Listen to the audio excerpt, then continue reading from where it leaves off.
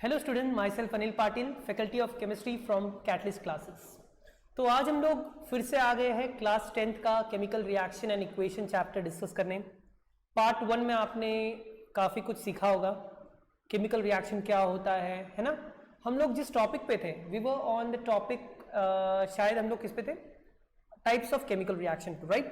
तो types of chemical reaction में हम लोग ने डिस्प्लेसमेंट नहीं, डीकम्पोजिशन रिएक्शन हम लोग पढ़ रहे थे, राइट।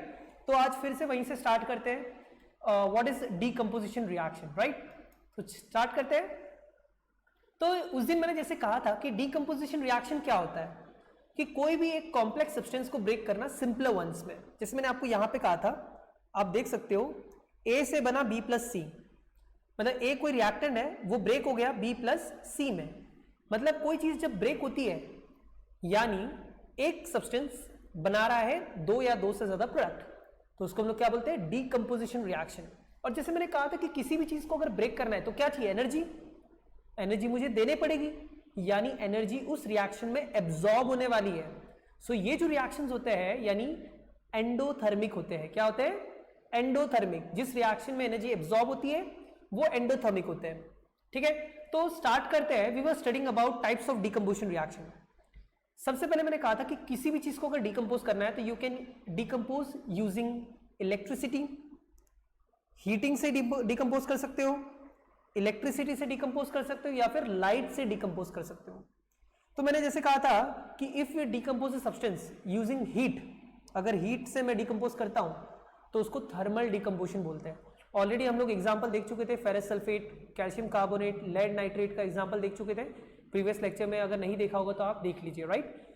एंड सेकेंडली आज हम लोग स्टार्ट करने वाले हैं electrolytic decomposition. Today will be starting what, electrolytic decomposition.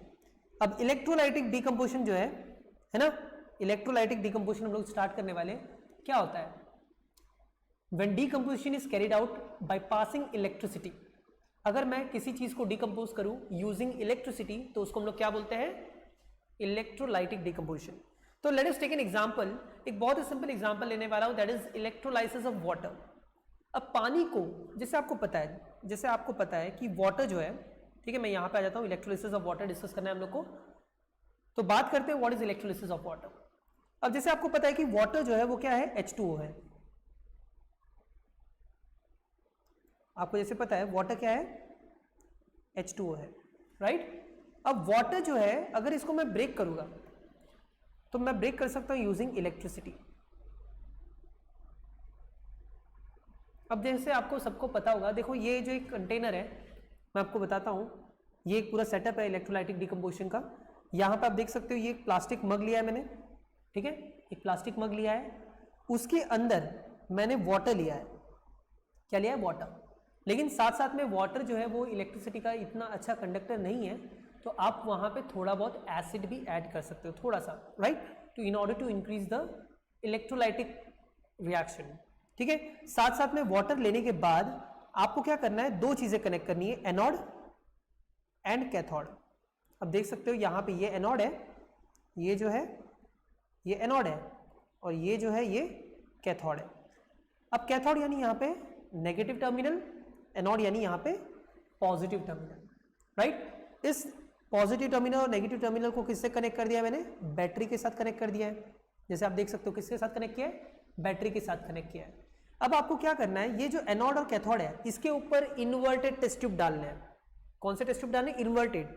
ये आप टेस्ट ट्यूब देख सकते हो, ये जो टेस्ट ट्यूब डाले हैं ये इन्वर्टेड है। इन्वर्टेड मतलब समझ रहे हो, उल्टा टेस्ट ट्यूब हम लोग ने डाला है इस तरीके से, इसके अंदर एनोड है और कैथोड है, राइट। इन्वर्टेड टेस्ट ट्यूब आप देख सकते हो, ये एक है और ये एक है। इन्वर्टेड टेस्ट ट्यूब डाल दिया, अब देख सकते हो ये और ये इन्वर्टेड टेस्ट ट्यूब मैंने ऐड कर दिया, ठीक है।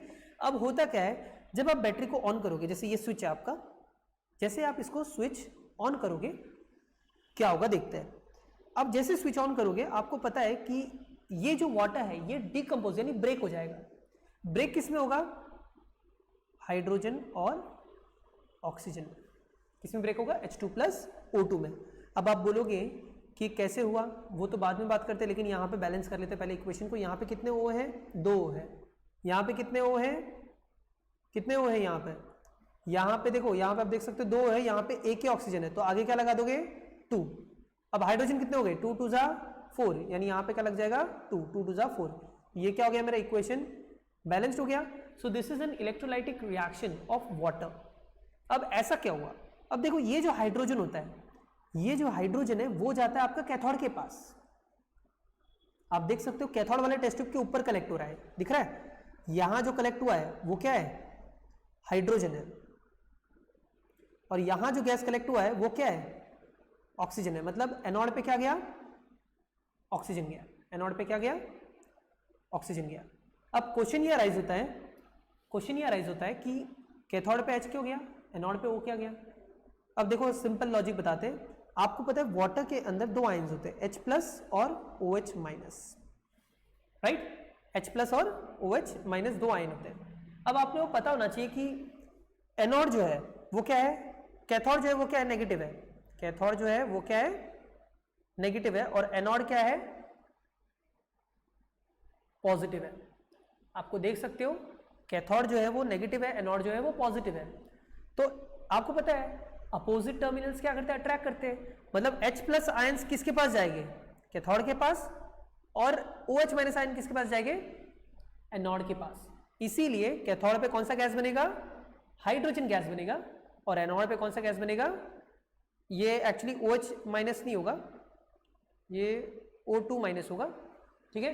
तो O2- किसके पास जाएगा एनोड के पास जाएगा, तो ये कौन सा गैस बनाएगा ऑक्सीजन गैस बनाएगा, ठीक है। तो इसका जो डिकम्पोजिशन रिएक्शन है वो हम लोग फर्दर पढ़ेंगे, लेकिन फिलहाल के लिए आप इस तरीके से याद रख सकते हो इसको, H+ आयंस जो है वो कैथोड के पास जाते हैं और O2- आयन किसके पास जाते हैं एनोड के पास।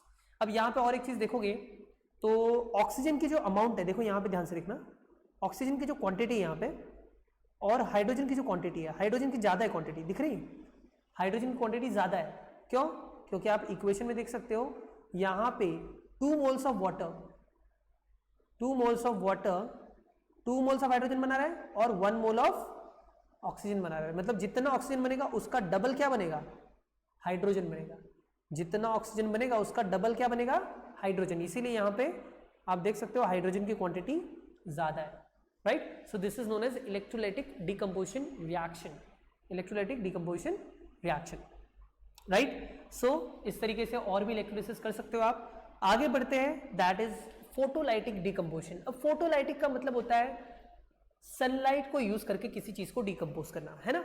आप क्या करोगे सनलाइट को यूज करोगे, जैसे when decomposition is carried out in presence of sunlight, when decomposition is carried out in presence of what sunlight, then is known as what photolytic decomposition, it is called photolytic decomposition.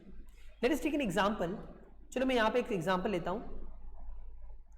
जैसे example है मेरे पास, मान लो मेरे पास यहाँ पे एक watch glass है, क्या है वॉच ग्लास है। इस वॉच ग्लास में मैंने AgCl यानी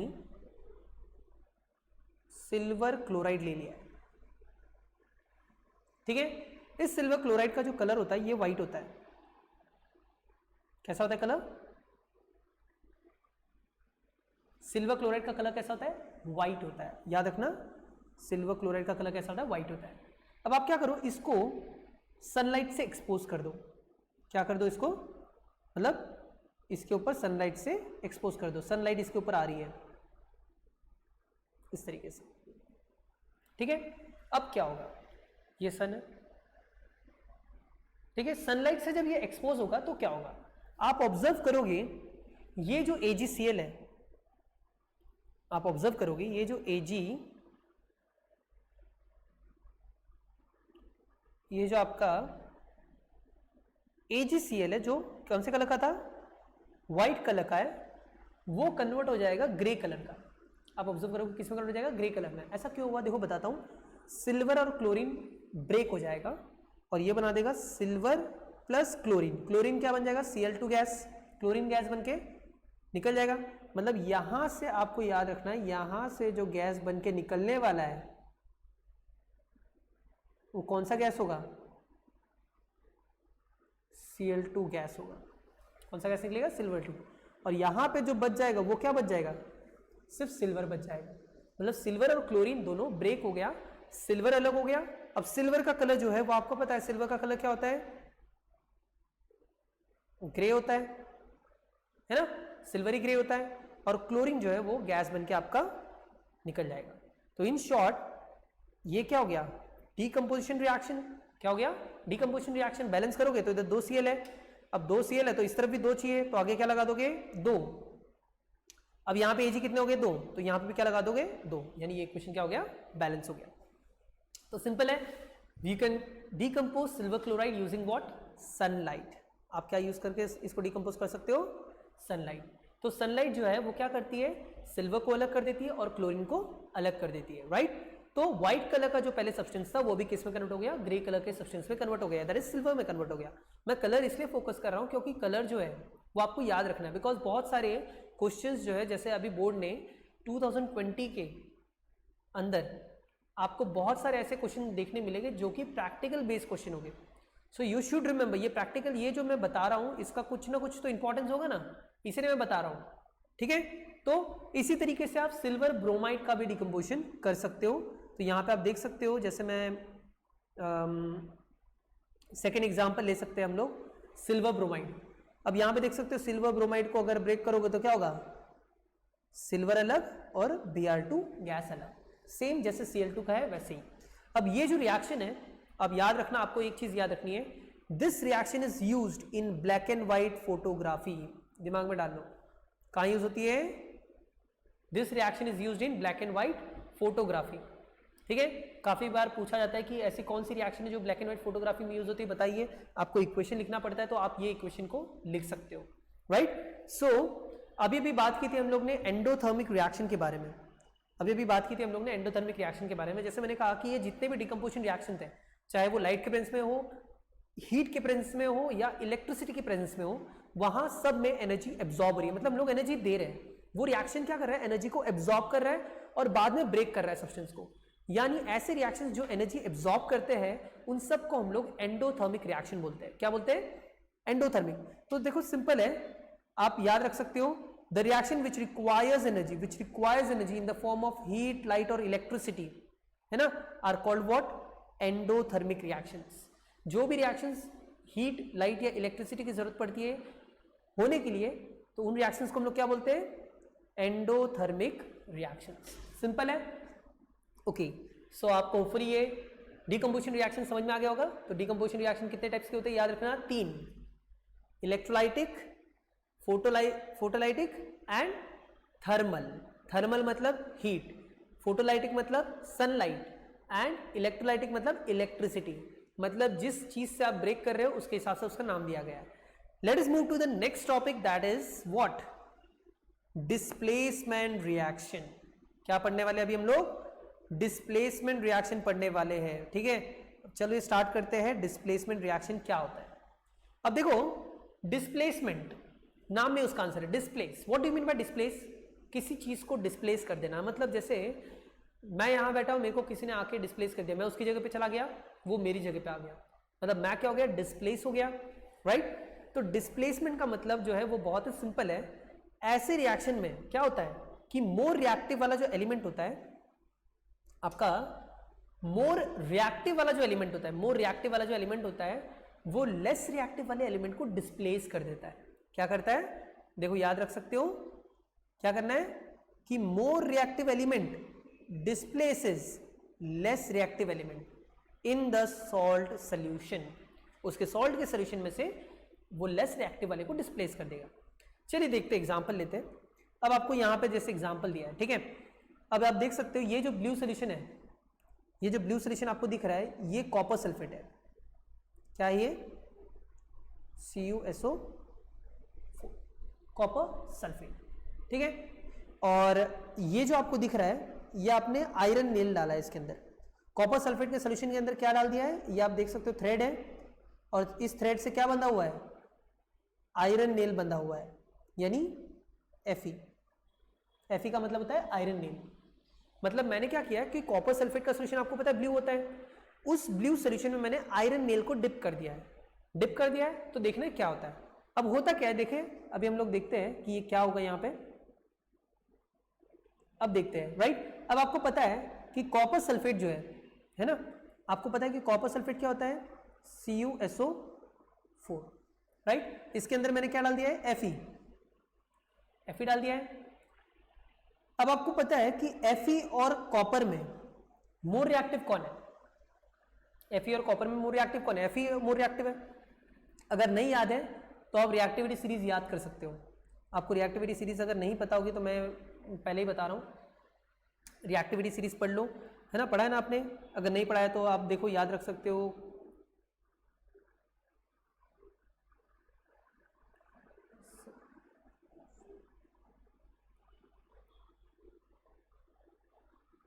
ऐसे और भी बहुत सारी ये सीरीज होती है, इसमें सबसे ऊपर वाले बहुत ज़्यादा रिएक्टिव होते हैं और नीचे वाले नीचे नीचे जाओगे तो रिएक्टिविटी कम होती जाती है, ठीक है।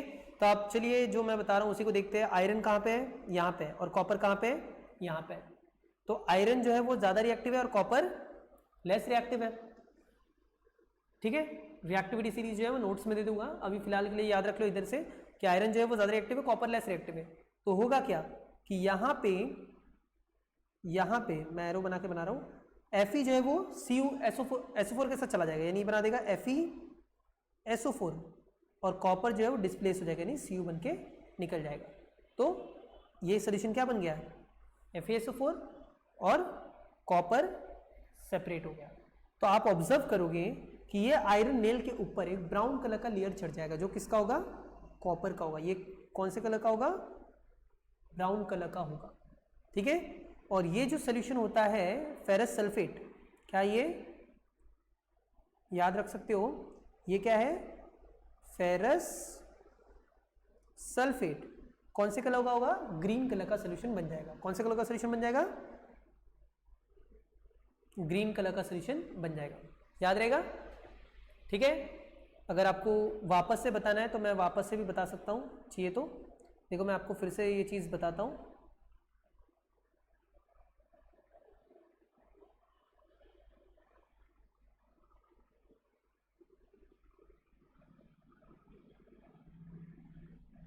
ठीक है, तो ये रिएक्शन अगर नहीं समझ में आई है तो सब लोग यहाँ पे देख सकते हैं। फिर से मैंने आपको क्या कहा, देखो मैं फिर से रिपीट कर रहा हूँ। मैंने क्या कहा कि एक मैंने टेस्ट ट्यूब लिया था, उसके अंदर मैंने कॉपर सल्फेट का सोल्यूशन लिया था। फिर से बता रहा हूँ, ध्यान से देखिए, कौन सा सोल्यूशन लिया था, कॉपर सल्फेट। वापस से लिख देता हूँ, कॉपर सल्फेट, ठीक है। कौन से कलर का है ये, ब्लू कलर का सोल्यूशन है, राइट। और इसके अंदर मैंने एक थ्रेड लिया और उस थ्रेड से मैंने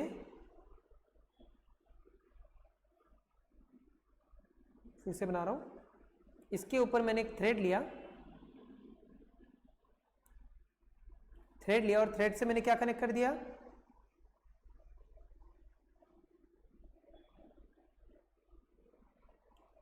थ्रेड से मैंने क्या कनेक्ट कर दिया, नेल कनेक्ट कर दिया, ठीक है। आप थोड़ा सा ऑब्जर्व करना इस तरीके से। तो आप देख सकते हो ये जो थ्रेड है, इससे मैंने क्या बांध दिया, नेल बांध दिया, यानी ये क्या है, आयरन है, ठीक है। अब होता क्या है कि ये जो आयरन है वो कॉपर से ज्यादा रिएक्टिव है। क्या याद रखना है, Fe जो है it is more reactive than copper.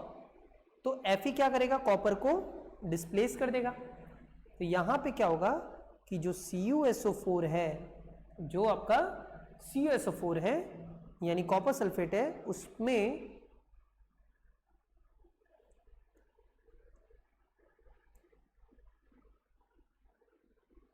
जब आप Fe ऐड करोगे, है ना, तो Fe क्या करेगा, SO4 के साथ चला जाएगा। अब याद रख सकते हैं Fe पे चार्ज होता है 2, SO4 पे भी होता है -2, यानी 2 कैंसिल, क्या बनेगा फॉर्मूला, FeSO4 प्लस Cu क्या हो जाएगा, अलग से हो जाएगा, यानी ये बन गया आपकी रिएक्शन। सही है, याद रखना है कॉपर सल्फेट कौन से कलर का होता है, ब्लू कलर का होता है ना। और ये जो है Fe, ये कौन से कलर का होता है, ग्रीन कलर का होता है। ये कौन से कलर का होता है, ब्राउन कलर का होता है। तो आप क्या ऑब्जर्व करोगे कि ये आयरन नेल के ऊपर एक ब्राउन कलर का लेयर चढ़ जाएगा। आयरन नेल के ऊपर क्या जम जाएगा, एक ब्राउन कलर का लेयर चढ़ जाएगा। और ये ब्राउन कलर का जो लेयर होगा वो किसका हो जाएगा, फर्दर कॉपर का हो जाएगा। मतलब कुछ देर बाद ऑब्जर्व करोगे कि ब्राउन नेल हो जाएगा, राइट। सो ये एक सिंपल रिप्रेजेंटेशन है डिस्प्लेसमेंट रिएक्शन का। More reactive displaces less reactive element, right. आगे बढ़ते हैं।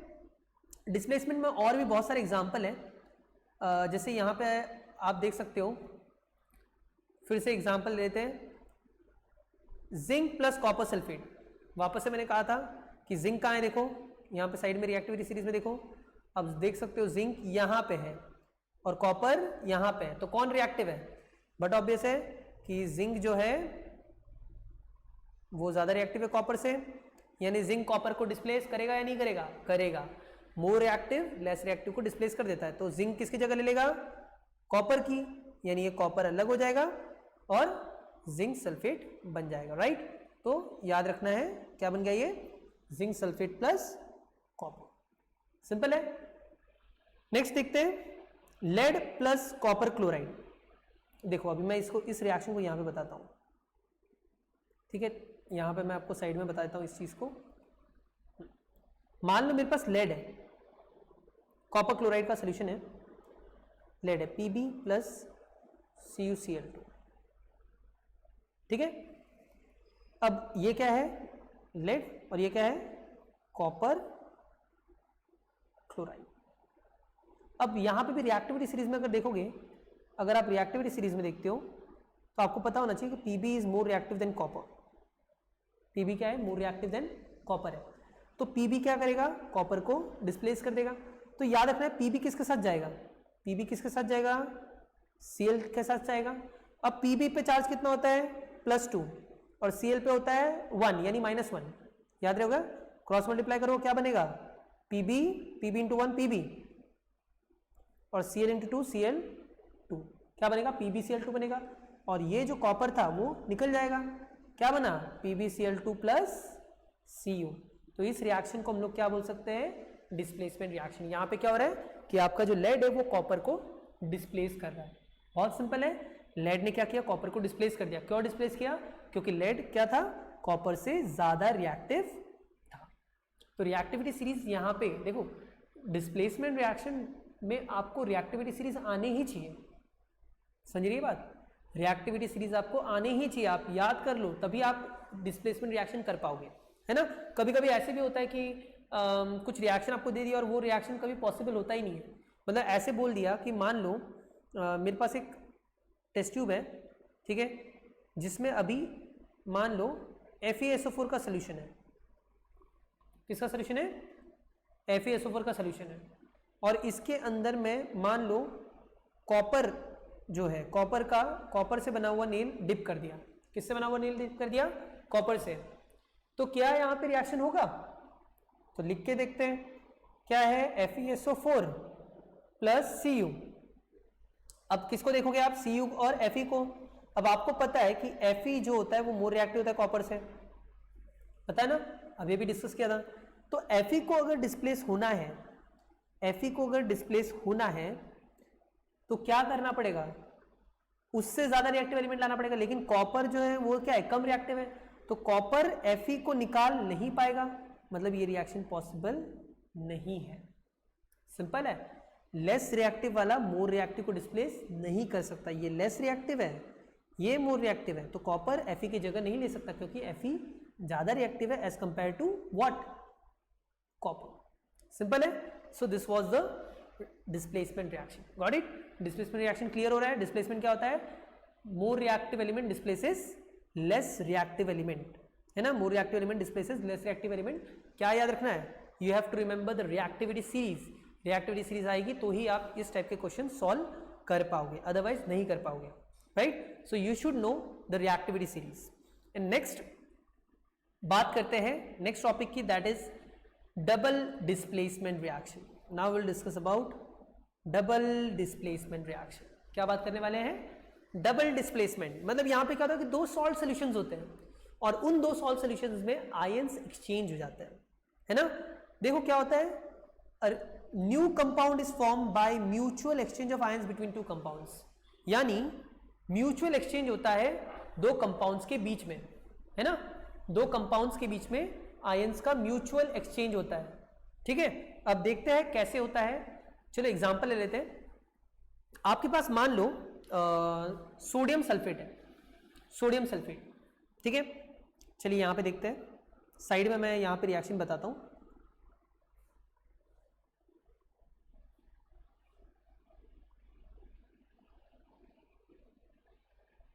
ओके, मान लो मेरे पास सोडियम सल्फेट है।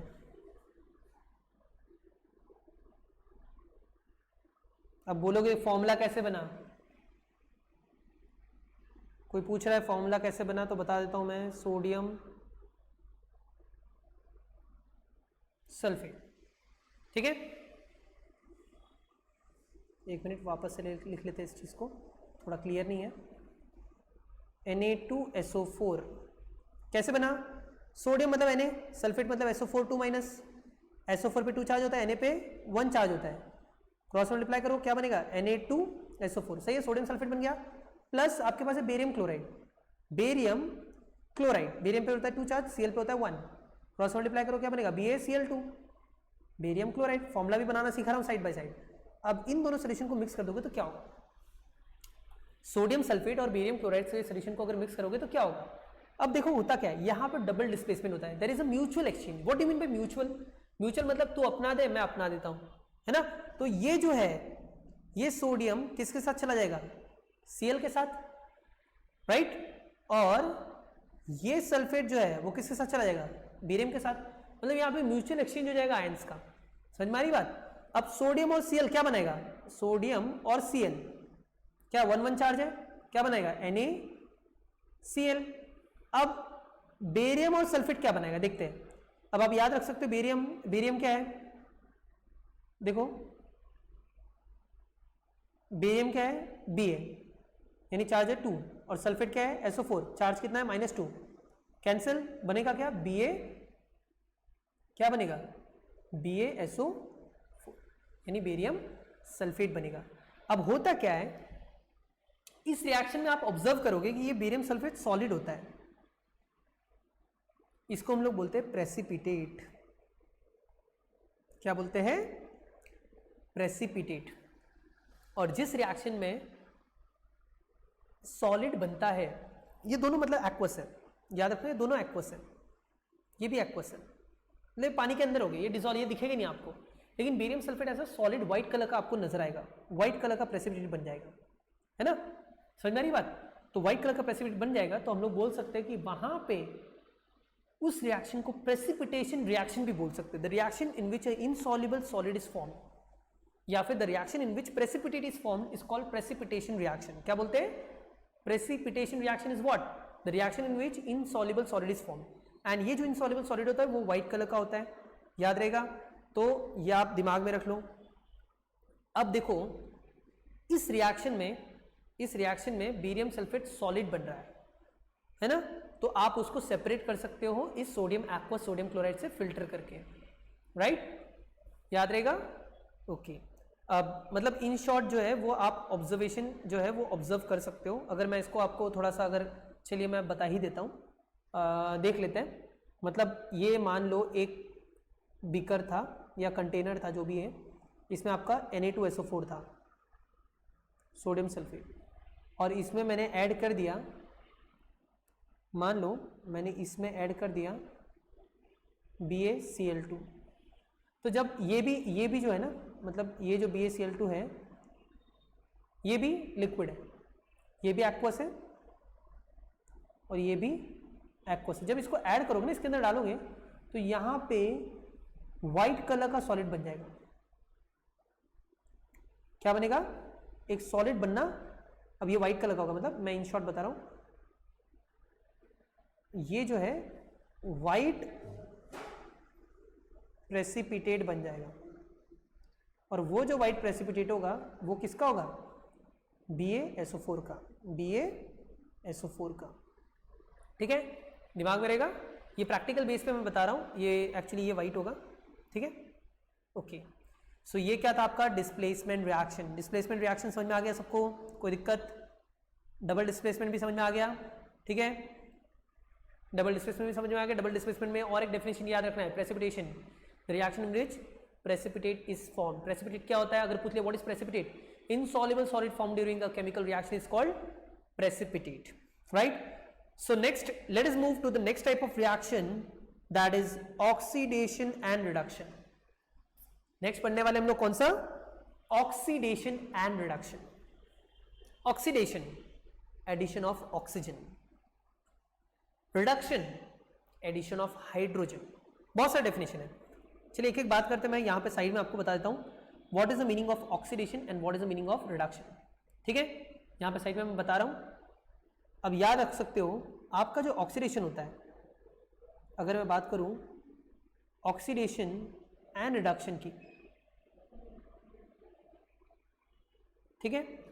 ऑक्सीडेशन का मतलब होता है किसी रिएक्शन में addition of oxygen, addition of oxygen. किसी रिएक्शन में ऑक्सीजन ऐड होता है, यानी बर्निंग प्रोसेस. आपको पता है कोई भी चीज जलने के लिए क्या चाहिए? ऑक्सीजन. तो जितने भी कंबशन है वो सारे क्या है? ऑक्सीडेशन है. रिडक्शन का मतलब होता है एडिशन ऑफ,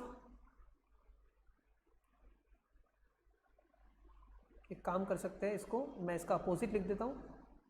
इसको हम लोग बोल सकते हैं रिमूवल ऑफ ऑक्सीजन. समझ में आ रही बात? अगर ऑक्सीजन ऐड हो रहा है तो ऑक्सीडेशन, ऑक्सीजन रिमूव हो रहा है तो रिडक्शन. और एक डेफिनेशन बन सकता है रिमूवल ऑफ हाइड्रोजन. अगर किसी रिएक्शन में हाइड्रोजन रिमूव हो रहा है तो वो ऑक्सीडेशन है, और अगर एडिशन ऑफ ऑक्सीजन हो रहा है तो वो क्या हो जाएगा? सॉरी, एडिशन ऑफ हाइड्रोजन हो रहा है तो वो क्या हो जाएगा? रिडक्शन. देखो डेफिनेशन सिंपल है, अपोजिट याद रखो. ऑक्सीजन ऐड हो रहा है तो ऑक्सीडेशन, ऑक्सीजन रिमूव हो रहा है तो रिडक्शन. हाइड्रोजन ऐड हो रहा है तो रिडक्शन, हाइड्रोजन रिमूव हो रहा है तो ऑक्सीडेशन. याद रहेगा? ठीक है. और एक आप याद रख सकते हो, आपको पता है हर एक एटम के पास या फिर आयंस के पास चार्जेस होते हैं, है ना. अगर उसको, उस चार्ज को हम लोग ऑक्सीडेशन स्टेट बोलते हैं. क्या बोलते हैं? अगर ऑक्सीडेशन स्टेट इंक्रीज होता है, अगर ऑक्सीडेशन स्टेट इंक्रीज होता है, कैसे होता है मैं बताऊंगा, उसको ऑक्सीडेशन बोलते हैं. और अगर ऑक्सीडेशन स्टेट डिक्रीज होता है तो उसको रिडक्शन बोलते हैं. याद रहेगा सारा डेफिनेशन? सारा डेफिनेशन रट लो. ऑक्सीडेशन स्टेट इंक्रीज हो रहा है, ऑक्सीडेशन स्टेट क्या होता है? चार्जेस होते हैं. ठीक है, किसी भी इंडिपेंडेंट एलिमेंट पे कोई चार्ज नहीं होता है. जैसे सोडियम अकेला है तो सोडियम पे कोई चार्ज नहीं है, लेकिन सोडियम आयन है तो सोडियम पे +1 चार्ज है, राइट. ऑक्सीजन O2 के फॉर्म में है तो 0 चार्ज है. ठीक है, चलिए बात करते हैं एग्जाम्पल. जैसे चलिए एग्जाम्पल ले लेते हैं. जैसे मैं यहाँ पे एग्जाम्पल लेता हूँ.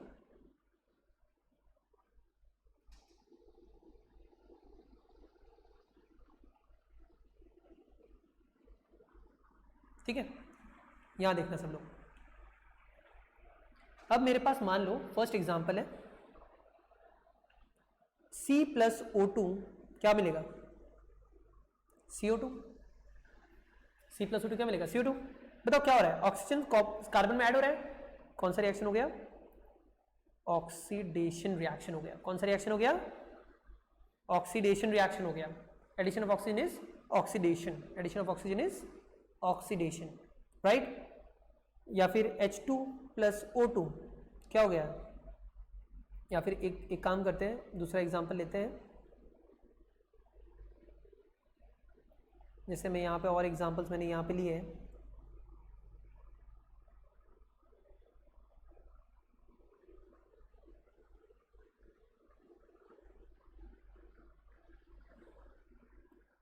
यहाँ पे देखते हैं एक एग्जांपल लेके. कॉपर ऑक्साइड है मेरे पास. क्या है? Copper oxide. याद है? कॉपर ऑक्साइड यानी CO. इसके अंदर मान लो मैंने H2 डाल दिया है. ठीक है, कॉपर ऑक्साइड में क्या डाल दिया है? H2 ऐड कर दिया मैंने. अब देखते हैं इस रिएक्शन के दौरान क्या होगा. अब देखो होता क्या है इस रिएक्शन में, यह हाइड्रोजन है. क्या है? हाइड्रोजन है. अब क्या होगा? हाइड्रोजन जो ऑक्सीजन को लेके निकल जाएगा. क्या बनके निकल जाएगा? H2 और O क्या बन जाएगा? H2O. और ये कॉपर अकेला रह जाएगा यानी CO. तो कॉपर ऑक्साइड जो होता है, देखो ये कॉपर हो गया, ये क्या बन गया? कॉपर. और ये क्या बन गया? वाटर. सही है। तो इस रिएक्शन में आप देख सकते हो कॉपर ऑक्साइड जो होता है ना, कॉपर ऑक्साइड जो होता है वो ब्लैक कलर का होता है नॉर्मली, और कॉपर जो होता है वो कौन से कलर का होता है, ब्राउन कलर का होता है। यानी ब्लैक कलर का सब्सटेंस किस में कन्वर्ट हो जाएगा, ब्राउन कलर के सब्सटेंस में कन्वर्ट हो जाएगा। इस रिएक्शन में हाइड्रोजन ने क्या किया, ऑक्सीजन को रिमूव कर दिया। तो यहां पे आप देख सकते हो कि इस प्रोसेस के दौरान, देखो यहां पे देखना, कॉपर ऑक्साइड से क्या बना है, कॉपर बना है। तो यहां पे ऑक्सीजन क्या हुआ, पहले ऑक्सीजन था अभी ऑक्सीजन नहीं है, तो इस कॉपर ऑक्साइड से कॉपर बना, इस रिएक्शन को क्या बोलेंगे, removal of oxygen. Removal of oxygen यानी रिडक्शन। क्या हो गया, रिडक्शन। सिंपल है। अब H2 देखो, H2 से क्या बना, H2O। तो H2 से H2O बना, मतलब ऑक्सीजन हाइड्रोजन के अंदर ऐड हुआ। Addition of oxygen what, oxidation. सही है। ऐसा इंडिविजुअल रिएक्शन में भी निकाल सकते हो। अब ये जो रिएक्शन मैंने पर्टिकुलरली, इसमें ऑक्सीडेशन भी हो रहा है, कॉपर ऑक्साइड से कॉपर बन रहा है, H2 से H2O बन रहा है, मतलब ऑक्सीडेशन भी हो रहा है, रिडक्शन भी हो रहा है। जब दोनों साइमल्टेनियसली होते हैं, मतलब इंडिविजुअल तो होता ही है, लेकिन जब दोनों चीजें साइमल्टेनियसली होती हैं तो उस रिएक्शन को हम लोग बोलते हैं रेड ऑक्स रिएक्शन। रेडॉक्स मतलब देखो सिंपल है, RED मतलब रिडक्शन, OX मतलब ऑक्सीडेशन, मतलब ऐसा रिएक्शन जिसमें रिडक्शन भी हो रहा है, ऑक्सीडेशन भी हो रहा है, उस रिएक्शन को क्या बोलते हैं, रेडॉक्स रिएक्शन, है ना। तो रेडॉक्स क्या होता है, reaction in which both oxidation and reduction takes place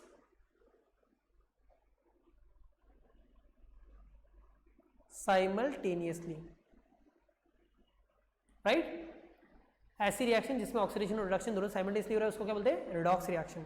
देखो आपको क्या होगा, आपको क्वेश्चन पूछा जाएगा, मैं डेफिनेशन, मतलब देखो आप डेफिनेशन पे फोकस करो, राइट। आपको किसी भी चीज़ में एग्जांपल दिया जाएगा, आपको बोलेंगे कि बताओ कि ये रिएक्शन कौन सी है, ये रेडॉक्स है, ये ऑक्सीडेशन है या रिडक्शन है। देखो दिमाग में डाल लो, सिर्फ डेफिनेशन याद करो, बाकी कुछ याद करने की जरूरत नहीं है। अगर ऑक्सीजन ऐड हो रहा है तो ऑक्सीडेशन, ऑक्सीजन रिमूव हो रहा है तो रिडक्शन, हाइड्रोजन ऐड हो रहा है तो रिडक्शन, हाइड्रोजन रिमूव हो रहा है तो ऑक्सीडेशन। चार्ज अगर बढ़ रहा है, चार्ज के थ्रू भी देख सकते हैं। देखो मैं आपको बताता हूँ चार्ज के थ्रू आप कैसे देख सकते हो। सेम रिएक्शन को मैं बताता हूँ चार्ज के थ्रू, ठीक है, यही रिएक्शन को मैं चार्ज के थ्रू बताता हूँ। बताओ यहाँ पे कॉपर अकेला है, देखो यहाँ पे कॉपर अकेला है, तो जब कॉपर अकेला है तो उसके ऊपर चार्ज क्या है, 0 है। कितना चार्ज है, 0 है। यहाँ पे कॉपर पे चार्ज +2 है, याद रख सकते हो। कॉपर का चार्ज जब कंबाइंड फॉर्म में रहता है तो +2 होता है, ठीक है। अब +2 से क्या हो गया, 0, क्या हो रहा है, कम हो रहा है। +2 से क्या हो रहा है, 0, क्या हो रहा है, कम हो रहा है ना। जब कम होता है उसको क्या बोलते हैं, रिडक्शन। ऐसे भी देख सकते हो। यहाँ देख लो, चलो यहाँ पे H2 अकेला है तो यानी 0, जब H कंबाइंड स्टेट में होता है तो +1 बोलते हैं उसको। तो 0 से क्या हो रहा है, +1, क्या हो रहा है, बढ़ रहा है, क्या हो गया, ऑक्सीडेशन। क्या हो गया, ऑक्सीडेशन। चार्ज के थ्रू भी आप देख सकते हो, बिना चार्ज के देखना है तो आप डायरेक्टली, वैसे चार्ज का वाला आपको हायर क्लासेस में जरूरत पड़ेगी कि कैसे सॉल्व करना है, लेकिन फिर भी मैंने आपको बता दिया। देखो इससे रिलेटेड क्वेश्चंस मैं आपको 2-3 बता देता हूँ कि 2-3 क्वेश्चंस जो है वो कैसे आएंगे, ठीक है। Let us take some examples. यहाँ पे कुछ मैं एग्जांपल बता देता हूँ।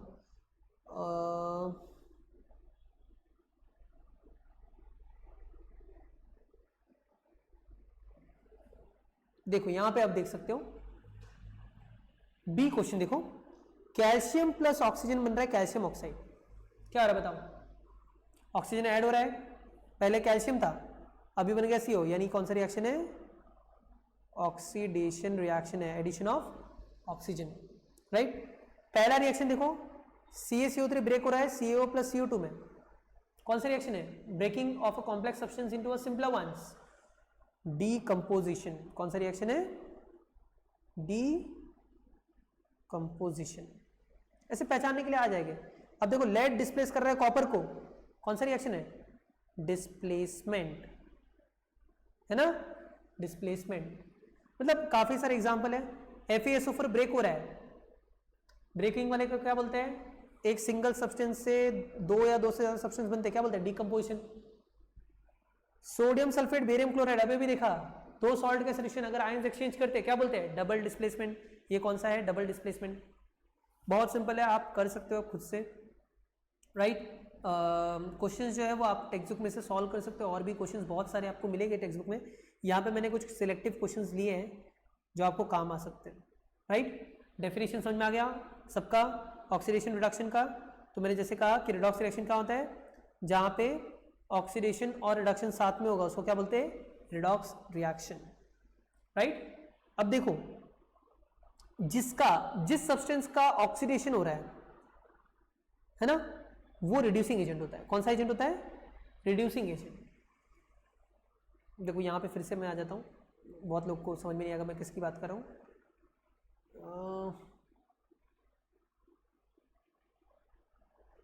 ठीक है, यहाँ पे आ गया।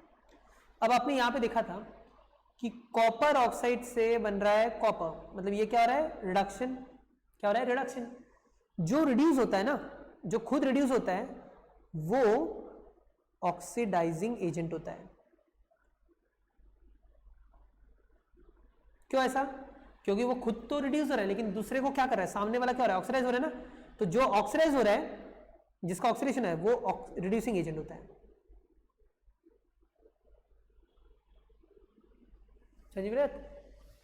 जिसका ऑक्सीडेशन होता है वो रिड्यूसिंग एजेंट, और जिसका रिडक्शन होता है वो ऑक्सीडाइजिंग एजेंट। मतलब डेफिनेशन में आपको सिंपल समझा देता हूं। डेफिनेशन क्या है, ऑक्सीडाइजिंग एजेंट जो है which oxidizes others and reduces itself. खुद का रिडक्शन करेगा, सामने वाले का ऑक्सीडेशन करेगा, ऐसे सब्सटेंस को क्या बोलते हैं, ऑक्सीडाइजिंग एजेंट। जैसे हम लोग बोलते हैं ट्रैवल एजेंट, तो ट्रैवल एजेंट खुद थोड़ी ट्रैवल करता है, दूसरे को कराता है ना। तो ऑक्सीडाइजिंग एजेंट कौन होगा, जो दूसरे का ऑक्सीडेशन करेगा, खुद रिड्यूस होगा। वैसे ही रिड्यूसिंग एजेंट, रिड्यूसिंग एजेंट क्या होगा, दूसरे को रिड्यूस करेगा, खुद ऑक्सीडाइज होगा, which reduces others and oxidizes itself। oxidizes itself, simple है, क्लियर, कोई दिक्कत। रिडॉक्स क्या होता है बताइए, ऐसा रिएक्शन जिसमें ऑक्सीडेशन और रिडक्शन साइमल्टेनियसली हो। जो सब्सटेंस ऑक्सीडाइज हो रहा है, खुद ऑक्सीडाइज हो रहा है, वो रिड्यूसिंग एजेंट होता है। जो खुद रिड्यूस हो रहा है वो ऑक्सीडाइजिंग एजेंट होता है। Simple, clear. ऑक्सीडेशन क्या होता है, सिर्फ एडिशन ऑफ ऑक्सीजन या फिर रिमूवल ऑफ हाइड्रोजन। रिडक्शन क्या होता है, एडिशन ऑफ हाइड्रोजन या फिर रिमूवल ऑफ ऑक्सीजन। बहुत सारे डेफिनेशन मैंने बता दिए, काफ़ी है, ये टेक्स्ट बुक के हिसाब से काफ़ी है, ठीक है। अब लास्ट टॉपिक पे आ जाते हैं चैप्टर को एंड करने के लिए, that is effect of oxidation in daily life. क्या पढ़ने वाले अभी, effect of oxidation in daily life. अब डेली लाइफ में आपके सराउंडिंग में बहुत सारे ऐसे ऑक्सीडेशन रिएक्शन हो रहे हैं जो आपको पता नहीं है।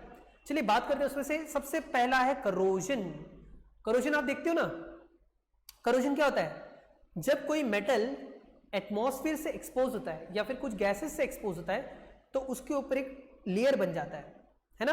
अब वो ऑक्साइड लेयर हो सकता है या किसी सब्सटेंस या किसी केमिकल गैस के साथ वो लेयर बना सकता है, तो उसी को हम लोग क्या बोलते हैं, करोजन। जैसे आपका सबसे कॉमन एग्जांपल करोजन का है रस्टिंग ऑफ आयरन, जंग लगना, है ना, लोहे के ऊपर जंग लग जाता है, तो वो एक सबसे बेस्ट एग्जांपल है। देखो, when a metal is exposed such as moisture, acid etcetera, कोई मेटल को अगर मॉइस्चर यानी वाटर, मॉइस्चर मतलब वाटर इन एयर, एसिड या किसी गैस के साथ वो एक्सपोज होता है, a layer of hydrated oxide is form and weakens the metal, is then the metal is said to be corroded. मतलब वो क्या कर देता है, एक लेयर बना देता है और उस लेयर के कारण वो मेटल वीक हो जाता है। आपने देखा होगा जब जंग लग जाता है किसी लोहे को तो लोहे की कमजोरी हो जाती है, मतलब लोहा इजीली ब्रेक हो जाता है, तो उसको हम लोग क्या बोलते हैं, करोजन बोलते हैं, ठीक है। एग्जांपल क्या है, रस्टिंग ऑफ आयरन, लोहे को जंग लगना, राइट। आपको पता होगा लोहे को कैसे जंग लगता है, याद रखना, लोहा यानी Fe, है ना। Fe जो होता है वो मॉइस्चर यानी वाटर के साथ और ऑक्सीजन के साथ मिलके बना देता है Fe2O3XH2O। ये जो होता है इसको हम लोग बोलते हैं रस्ट, याद रहेगा, क्या बोलते हैं इसको, देख लो यहाँ पे, आयरन जो है, ठीक है, आयरन जो है वो वाटर के साथ और ऑक्सीजन के साथ मिलके क्या बनाता है, रस्ट बनाता है। रस्ट का फॉर्मूला क्या होता है, Fe2O3 XH2O। This is also known as hydrated ferric oxide. ठीक है, समझ में आ गया, hydrated ferric oxide. Hydrated ferric oxide. Hydrated क्यों बोला, क्योंकि वाटर है, इसको बोलते हैं वाटर ऑफ हाइड्रेशन या फिर वाटर ऑफ क्रिस्टलाइजेशन। ठीक है, हाइड्रेटेड फेरिक ऑक्साइड। क्लियर, तो ये रस्ट होता है, तो याद रख सकते हो आप। साथ ही साथ और भी मेटल्स है, जैसे ब्लैक कोटिंग ऑन सिल्वर। आपने देखा होगा कि सिल्वर पे ब्लैक कोटिंग बन जाती है। सिल्वर मतलब देखो चांदी की चीजें होती है ना, वो ब्लैक कोटिंग क्यों करती है, क्योंकि चांदी यानी सिल्वर क्या होता है, सिल्वर होता है Ag। सिल्वर क्या होता है, Ag। अब Ag जो होता है वो एयर में सल्फर के साथ रिएक्ट करके सिल्वर सल्फाइड बना देता है। AgS क्या बनाता है, सिल्वर सल्फाइड। याद रहेगा, मतलब देखो लोहे की चीज पे जो जंग लग रहा है उसका फॉर्मूला क्या है, Fe2O3 XH2O। वैसे ही चांदी की जो चीज होती है यानी सिल्वर की चीजें होती है वो ब्लैक कोटिंग बना देती है, एंड वो जो ब्लैक कोटिंग है वो किसकी होती है, सिल्वर सल्फाइड। यानी सल्फर के साथ वो रिएक्ट कर जाता है और ब्लैक कलर का कोटिंग बनाता है सिल्वर सल्फाइड। याद रहेगा, ठीक है। Green coating on copper, copper के ऊपर ग्रीन कोटिंग बन जाती है। अब इसका भी मैं बताता हूं कैसे बनती है ग्रीन कोटिंग। कॉपर जो होता है, देखो कॉपर जो होता है वो दो चीजों के साथ, CO2 के साथ जब रिएक्ट में आता है तो वो कॉपर ऑक्सीजन के कांटेक्ट में कॉपर ऑक्साइड बनाता है, और साथ साथ में वो कॉपर हाइड्रोक्साइड भी बनाता है, कॉपर हाइड्रोक्साइड भी बनाता है। और ये दोनों का जो मिक्सचर होता है, ठीक है,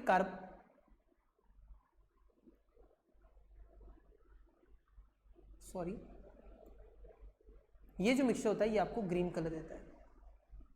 ठीक है, याद रहेगा। तो कॉपर जो होता है वो ऑक्सीजन के साथ भी रिएक्ट करता है, मॉइस्चर के साथ भी रिएक्ट करता है, तो वो मिलके आपको ग्रीन कलर मिलता है। ठीक है, तो इस तरीके से अलग अलग चीजों पे करोजन होता है। अब करोजन को प्रिवेंट कैसे किया जाए, 1 मार्क्स का क्वेश्चन आता है, how can we prevent corrosion. तो उसके लिए तरीके हैं, बाय पेंट से कर सकते हो आप। जैसे लोहे की चीजों को पेंट कर दो तो उसको जंग नहीं लगता है ना, पेंटिंग हो गया। या फिर ऑयलिंग ग्रीसिंग भी हो गया। जैसे आप मशीन्स के पार्ट्स देखते हो तो मशीन के पार्ट्स पे हमेशा ऑयलिंग ग्रीसिंग की जाती है, क्यों, क्योंकि वो करोड ना हो, है ना। तो साथ साथ में गैल्वेनाइजेशन, गैल्वेनाइजेशन का मतलब क्या होता है, जिंक का लेयर चढ़ा देना। जब लोहे के ऊपर, आयरन के ऊपर, जैसे ये आयरन है, गैल्वेनाइजेशन जो होता है उसमें लोग कौन सा मेटल यूज कर सकते हैं, याद रखना, जिंक। कौन सा यूज करते हैं, जिंक। लोहे के ऊपर, मतलब अगर ये मेरा आयरन है तो इसके ऊपर जो मैं लेयर चढ़ा दूंगा वो एक जिंक का लेयर चढ़ा देते हैं। किसका लेयर चढ़ा देते हैं, जिंक का लेयर चढ़ा देंगे किसके ऊपर, आयरन के ऊपर। तो उसको हम लोग क्या बोलते हैं, गैल्वेनाइजेशन। ये आयरन के रस्टिंग से उसको प्रिवेंट करता है। ठीक है, इलेक्ट्रोप्लेटिंग, इलेक्ट्रोप्लेटिंग का मतलब यही होता है कि किसी भी मेटल के ऊपर एक अलग लेयर चढ़ा देना, electroplating by the means of electricity. ठीक है, तो ये जो इलेक्ट्रोलिसिस आप पढ़ोगे, मतलब इलेक्ट्रोलाइसिस जो है इलेक्ट्रोकेमिस्ट्री में आप पढ़ोगे क्लास 12th में या फिर क्लास 11 में भी पढ़ोगे थोड़ा बहुत, तो तब आपको पता चलेगा व्हाट इज इलेक्ट्रोप्लेटिंग। पेंटिंग तो एक बहुत सिंपल तरीका है जिससे आप करोजन को प्रिवेंट कर सकते हो। ठीक है, समझ में आ गया। तो करोजन क्या होता है, corrosion is a process in which a metal is expose to moisture, acid और एनी गैस, है ना, in order to form a hydrated oxide layer which weakens the metal, जो मेटल को वीक कर देता है। जैसे रस्टिंग हो गया, या फिर सिल्वर का ब्लैक होना हो गया, या फिर कॉपर का ग्रीन होना हो गया। सही है, आयरन रस्ट बनाता है, रस्ट कौन से कलर का होता है, ब्राउन कलर का, जंग ब्राउन कलर का होता है। सिल्वर कौन से कलर का बन जाता है, ब्लैक कलर का, क्यों, सिल्वर सल्फाइड बना देता है। वैसे ही कॉपर कौन से कलर का बन जाता है, ग्रीन, क्यों, क्योंकि कॉपर ऑक्साइड और कॉपर हाइड्रोक्साइड का लेयर बन जाता है। ठीक है, नेक्स्ट टॉपिक की बात करते हैं, दैट इज रेंसिडिटी। ये बहुत इंपॉर्टेंट है। क्यों इंपॉर्टेंट है बताते हैं। देखो खाने की जितनी भी चीज़ें, आपने देखा होगा कि हम लोग खाने की चीज़ जब रखते हैं, है ना, तो फ्रीजर में रखते हैं बचा के। आप अगर उसको खुले में रख दोगे तो वो बहुत जल्दी खराब हो जाती है और उसमें से बहुत गंदी सी स्मेल आती है ना। तो होता क्या है, आपके खाने की चीज़ें में ऑयल्स होते हैं, है ना, हम लोग ऑयल यूज़ करते हैं, ऑयल फैट्स वगैरह आपके खाने की चीज़ों में होता है। तो आप अगर उसको ओपन में रख दोगे तो ओपन में जो भी एयर में ऑक्सीजन है वो ऑयल और फैट्स उनके कांटेक्ट में आने के बाद वो ऑयल और फैट ऑक्सीडाइज हो जाएंगे और ऑक्सीडाइज होने के बाद ऐसा सब्सटेंस बनाएंगे जो आपको एक गंदा सा स्मेल देगा और इसी प्रोसेस को हम लोग रेंसिडिटी बोलते हैं, जिसके कारण आपके फूड का टेस्ट तो चेंज हो जाएगा लेकिन स्मेल भी बहुत खराब हो जाएगा, है ना। तो इसी प्रोसेस को क्या बोलते हैं, रेंसिडिटी। तो रेंसिडिटी डेफिनेशन याद रख सकते हो, oxidation of fats and oils when exposed to air is called what, rancidity. क्या होता है इसके कारण, बैड स्मेल आता है और बैड टेस्ट हो जाता है, right. So what are the methods to prevent rancidity, question आएगा what are the methods to prevent rancidity. Rancidity को कैसे प्रिवेंट कर सकते हैं, एंटीऑक्सीडेंट। आपने देखा होगा बहुत सारी चीजों में एंटीऑक्सीडेंट्स डालते हैं। एंटीऑक्सीडेंट्स क्या करते हैं, ऐसे केमिकल्स होते हैं जो ऑक्सीडेशन को रोकते हैं।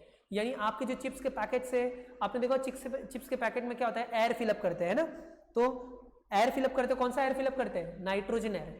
तो आपके चिप्स तो ऑयल में बनते हैं, तो नाइट्रोजन एयर, नाइट्रोजन रिएक्टिव नहीं होता है, तो नाइट्रोजन जो है वो आपके चिप्स के अंदर जो ऑयल या फैट्स है उनको प्रिवेंट करता है ऑक्सीडेशन होने से, ठीक है। या फिर आप एयर टाइट कंटेनर में रख सकते हो, एंटीऑक्सीडेंट्स यूज कर सकते हो, नाइट्रोजन गैस यूज कर सकते हो, या फिर रेफ्रिजरेटर में रख सकते हो। तो ये अलग अलग तरीके जिससे आप रेंसिडिटी प्रिवेंट कर सकते हो। इन शॉर्ट रेंसिडिटी को रोकना है यानी ऑक्सीजन को फूड के कांटेक्ट में आने से रोकना है, तो उसके लिए एंटीऑक्सीडेंट बेटर है, या फिर एयर टाइट कंटेनर अच्छे हैं, या फिर बहुत सारी चीज़ों में नाइट्रोजन गैस आप फिलअप कर दो तो ऑक्सीजन तो हट जाएगा, या फिर आप रेफ्रिजरेटर में रख दो क्योंकि रेफ्रिजरेटर में टेम्परेचर कम होता है और कम टेम्परेचर पे ऑक्सीडेशन की स्पीड भी कम हो जाती है, ठीक है। So this are different ways to stop the oxidation, right. सो हम लोग ने इस चैप्टर को पूरा कंप्लीट कर लिया है और अगर आपको कोई भी क्वेरीज है इस चैप्टर से रिलेटेड तो आप कमेंट कीजिए। एंड साथ साथ में मैंने जैसे कहा था कि अभी मैं इस वीडियो के साथ मैं आपको इसका पीडीएफ भी अटैच कर दूंगा, इस पूरे चैप्टर का पीडीएफ अटैच कर दूंगा। एंड साथ साथ में आप यहाँ पे नंबर्स देख सकते हो, आप यहाँ पे फ़ोन नंबर्स देख सकते हो और इन फ़ोन नंबर्स पे जैसे ये मेरा नंबर है और ये मनीष सर का नंबर है, आप इन फ़ोन नंबर्स पे कांटेक्ट करके आप व्हाट्सएप ग्रुप से जुड़ सकते हो।